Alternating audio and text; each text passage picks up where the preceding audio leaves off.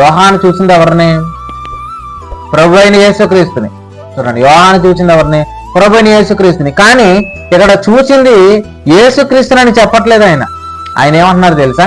నిత్య జీవితాన్ని చూచాను అని అంటున్నాడు. అంటే ఏంటి అంటే, ప్రభువుని వాళ్ళు ఎలా ఎరిగారో మీరు ఈ విషయాన్ని ఆలోచించేయండి.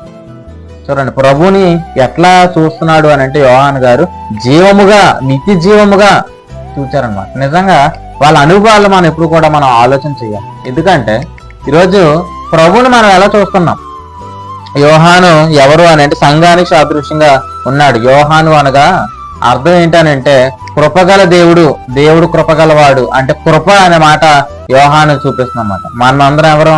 కృప ద్వారా నీతిమంతులుగా తీర్చబడిన వారు. కృప ద్వారా నీతిమంతులుగా తీర్చబడిన మనము ప్రభుని మనం ఎలా చూడాలంటే ఇదిగో ఆయనలో నిత్య జీవము ఉంది. అంతంగా ప్రభు జీవంగా ఈరోజు విశ్వాసులు చూడగలిగితే ఖచ్చితంగా వారందరూ ఎక్కడ ఉంటారో తెలుసా? ఆయన పాదాల దగ్గర ఉంటారు. ఎందుకంటే మత్తయి సువార్త 11:28 నా యొద్ద నేర్చుకుంటారు. నా యొద్ద నేర్చుకున్న వాడికి ఏమన్నాడు? విశ్రాంతి.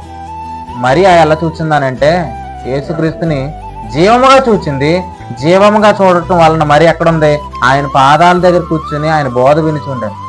కానీ మార్త యేసుక్రీస్తుని జీవంగా చూడలేకపోయింది కనుకనే మార్త వినలేకపోతుంది. కూర్చునే వాళ్ళ అనుభవంలో ఎవరు కూర్చుంటారు వాక్యం వినడానికి అని అంటే ప్రభుని జీవముగా చూచేవారు.